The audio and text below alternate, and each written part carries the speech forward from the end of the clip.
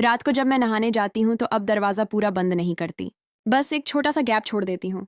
मुझे पता है वो हॉल में बैठा टीवी देखने का नाटक करता है, पर उसकी नज़र बाथरूम के दरवाजे पर रहती है। मैं अंदर साबुन लगाते वक्त जोर जोर से गुनगुनाती हूँ ताकि उसे पता चले मैं अंदर हूँ। कभी कभी जानबूझकर लाइट जलती छोड़ देती हूँ ताकि साया दीवार पर पड़े। हेलो दोस्तों, मेरा नाम है राधा। उम्र हो गई है पूरी 42 की। पर जब गांव से शहर आई थी ना, तब भी लोग पीछे पड़ जाते थे।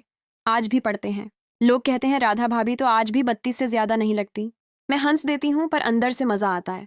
कमर अभी 28 से 29 की है। साड़ी का पल्लू मेरे हाथ से ज्यादा खुद ही फिसलता रहता है। और चलती हूँ तो लोग कहते हैं अरे भाभी की चादर में तो कुछ और ही बात है। मैं बस मुस्कुरा के टाल देती हूँ। मेरे साथ रहता है मेरा देवर। नाम है विक्की। उम्र 29 की। लंबा चौड़ा जिम जाता है रोज।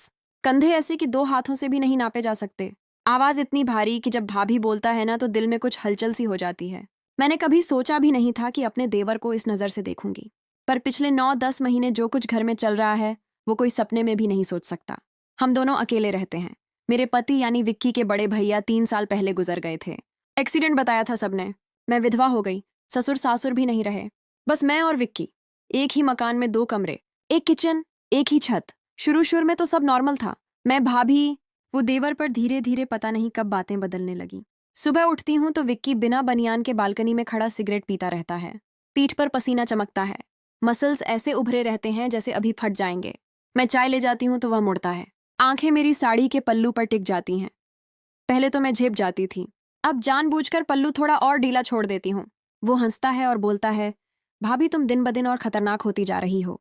मैं हंस के कहती हूँ अरे देवर जी, तुम भी तो दिन ब दिन और भारी होते जा रहे हो। कुछ तो रहम करो हम विधवाओं पर। वो पास आता है। चाय का कप लेते वक्त मेरी उंगलियां छू जाता है। जानबूझकर मेरी सांस रुक सी जाती है।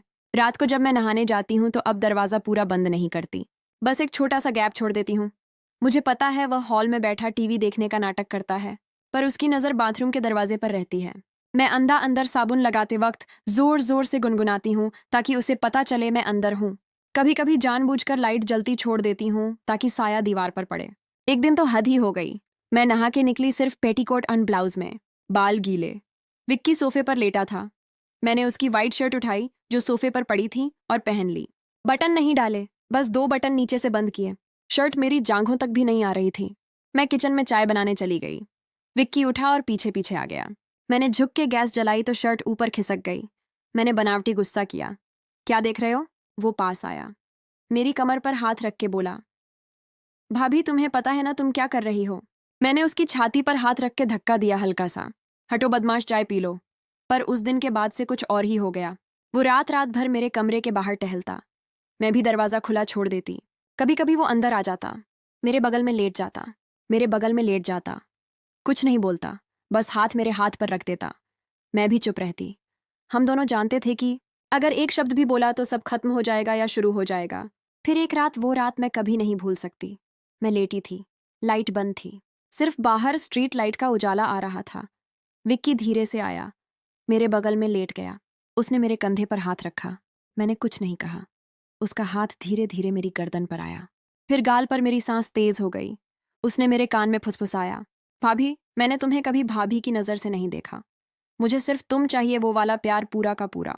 मेरी आंखें बंद हो गईं। मैंने कुछ नहीं बोला। उसने मेरा मुंह अपनी तरफ घुमाया। होंठ करीब आ रहे थे। मेरी कमर में उसका हाथ कस गया।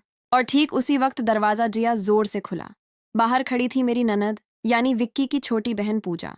वो पिछले 2 दिन से मायके आई थी, पर हम दोनों इतने खोए हुए थे कि हमें याद ही नहीं रहा। उसके हाथ में मोबाइल था। रिकॉर्डिंग चल रही थी। उसने सब देख लिया। अगले 2 घंटे में पूरी बिरादरी इकट्ठी हो गई। मुझे कुल्टा विधवा का लालची बदन हर गाली मिली। विक्की चुप रहा। मुझे घर से निकाल दिया गया। सामान भी नहीं ले जाने दिया। मैं एक ऑटो में बैठी और शहर के उस कोने में पहुंची जहां कोई मुझे जानता तक नहीं था। किराए का एक छोटा सा कमरा लिया। दिन रात रोती, खाना बंद, सोचती अब मर ही जाऊंगी। विक्की गायब, फोन नहीं उठाता। मैंने सोचा वो भी शर्मिंदा है या डर गया। फिर एक रात घंटी बजी। मैंने रोते हुए दरवाजा खोला। सामने खड़ा था विक्की, हाथ में एक पेन ड्राइव, आंखें लाल। उसने घुटने पर बैठते हुए कहा भाभी, अब पूरा सच सुन लो, रोना बंद करो। वो अंदर आया। मैं अब भी रो रही थी। उसने पेन ड्राइव मेरे हाथ में दी और बोला ये देखो, और फिर मुझे गाली देना। मैंने लैपटॉप खोला। उसमें ढेर सारी वीडियो थी। मेरे नहाते वक्त की, पल्लू गिराते वक्त की, रात को बेड पर लेटे हुए हम दोनों की सब कुछ। मैं चीख पड़ी। ये तूने बनाई? वो बोला। हाँ, मैंने बनाई। और पूजा को पैसे देकर कहा था कि ठीक उसी वक्त दरवाजा खोलना जब मैं तुम्हारे सबसे करीब आऊं। सब प्लान था भाभी, सब। मैंने उसका कॉलर पकड़ लिया। क्यों किया तूने ऐसा? वो रोने लगा। बोला, क्योंकि तुम्हारी जान को खतरा था। तुम्हारा पुराना बॉयफ्रेंड राजू, वो तुम्हें मारने वाला था। उसने भैया का एक्सीडेंट नहीं होने दिया था, कत्ल किया था। मुझे सारे प्रूफ मिल गए थे। वो पिछले 1 साल से तुम्हारे पीछे पड़ा था। मैंने उसे मैसेज किया। अब राधा मेरी है। यह वीडियो देख, अगर जिंदगी प्यारी है तो हमेशा के लिए गायब हो जा। उसने वीडियो देखे, डर गया। आज वह देश से बाहर है, कभी लौटने की हिम्मत नहीं करेगा। मैं सन्न रह गई। वो बोला, पर तुम्हें सच कभी नहीं बताना था, इसलिए मैंने खुद को और तुम्हें दुनिया की नजरों में गिरा दिया ताकि तुम सुरक्षित रहो। मैंने सोचा था तुम मुझे हमेशा के लिए गाली देती रहोगी, पर तुम जिंदा रहोगी। मैं कुछ बोल नहीं पाई, बस उसे गले लगाकर रोने लगी। उस रात हम दोनों रोते रहे, पर इस बार खुशी के आंसू थे। आज हम फिर उसी घर में हैं। दुनिया आज भी मुझे गाली देती है, पर हमें कोई फर्क नहीं पड़ता, क्योंकि हम जानते हैं जो बाहर से सबसे गंदा लग रहा था वही सबसे पवित्र था। मैं कुछ बोल नहीं पाई, बस उसे गले लगा के रोने लगी। उस रात हम दोनों रोते रहे, पर इस बार खुशी के आंसू थे। फिर विक्की ने मेरे कानों में बहुत धीरे से कहा, भाभी, एक आखिरी सच और बाकी है। वो सुनने के बाद तुम चाहो तो मुझे गोली मार देना। मैं हटी, उसका चेहरा देखा। उसकी आंखें अब भी गीली थीं, पर अब उनमें डर था। मैंने पूछा, अब और क्या बचा है विक्की? वो जमीन पर बैठ गया, हाथ जोड़ लिए। बोला, भाभी, राजू ने भैया का कत्ल नहीं किया था, मैंने किया था। मेरा दिल एकदम रुक सा गया। मैं पीछे हटी, मेरी पीठ दीवार से टकराई। वो रोते हुए बोला, 3 साल पहले जब भैया जिंदा थे, मैं सिर्फ 26 का था। मैं तुम्हें देखता था, रोज देखता था। भैया के सामने हंसती थी तुम, मेरे सामने आंखें झुका लेती थी। मुझे पता था तुम्हें भी कुछ कुछ लगता है, पर भैया थे ना, बीच में दीवार। एक रात मैंने भैया को शराब पिलाई, बहुत पिलाई। फिर उनकी गाड़ी में ब्रेक फेल कर दिया। सुबह न्यूज आई कि एक्सीडेंट हो गया। सबने कहा किस्मत, पर मैं जानता था मैंने किया ताकि तुम मेरी हो सको। मैं चीखी नहीं, बस खामोश हो गई। वो आगे बोला, राजू को मैंने ही फंसाया था। उसका तुमसे पुराना अफेयर था ना, मैंने उसी को इस्तेमाल किया।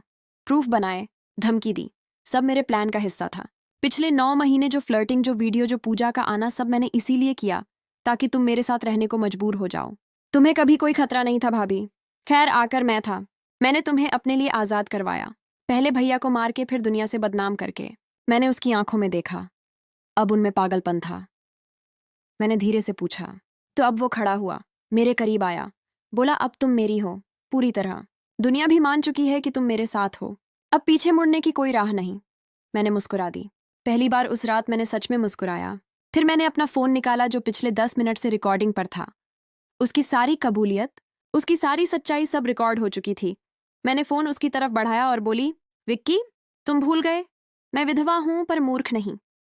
जब तुमने पेन ड्राइव दी थी ना, उसी वक्त मुझे शक हो गया था, इसलिए मैंने पुलिस थाने में पहले ही कॉल कर दी थी। बाहर गाड़ी खड़ी है, इंस्पेक्टर अंदर आने ही वाला है। दरवाजा खुला, 2 पुलिस वाले अंदर आए। विक्की के हाथ में हथकड़ी लगी। मैंने उसकी आंखों में देखा और आखिरी बार बोली, तूने मुझे आजाद करने के लिए मेरे पति को मारा था। मैंने तुझे सजा दिलाने के लिए खुद को बदनाम होने दिया। अब सच में मैं आजाद हूं। वो कुछ बोलता उससे पहले पुलिस उसे ले गई। आज मैं अकेली हूं, पर सच में अकेली। दुनिया आज भी मुझे गाली देती है, पर अब मुझे कोई फर्क नहीं पड़ता, क्योंकि अब मेरे पास एक सच है जो मैंने खुद लिखा। बोलो दोस्तों, कौन जीता? तो सुनो दोस्तों, जो मैंने आज तुम्हें अपनी जुबानी सुनाया, ये सिर्फ एक कहानी नहीं थी। ये मेरी जिंदगी का वो काला सफेद सच था जो मैंने पहली बार किसी के सामने रखा। अब मैं चुप नहीं रहूंगी। अब हर हफ्ते ऐसी ही एक सच्ची सी लगने वाली कहानी जो दिल को हिला दे, दिमाग को चकरा दे, और अंत में सच का वो तमाचा मारे कि तुम रात भर सो ना सको, वो मैं तुम तक पहुंचाती रहूंगी। नाम रखा है मैंने अपनी इन कहानियों का, बोल्ड टेल्स विथ नीलम। अगर तुम्हें आज का यह झटका पसंद आया, अगर तुम भी चाहते हो कि हर बार मैं तुम्हारे लिए ऐसा ही तूफान लाऊं, तो अभी नीचे लाल वाला सब्सक्राइब बटन दबा दो, घंटी को ऑन पर कर दो, और इस वीडियो को लाइक और शेयर कर दो अपनी हर उस दोस्त के साथ जिससे लगता है कि वह सच झेल सकता है, क्योंकि अगली कहानी उससे भी ज्यादा खतरनाक होने वाली है। मिलते हैं अगले हफ्ते, तब तक अपना ख्याल रखना। और हाँ, रात को अकेले में दरवाजा जरा ठीक से बंद करके सोना। कभी कभी जो सबसे करीब लगता है ना, वह सबसे खतरनाक होता है। जय हिंद। बोल्ड टेल्स विद नीलम, सच का दूसरा नाम।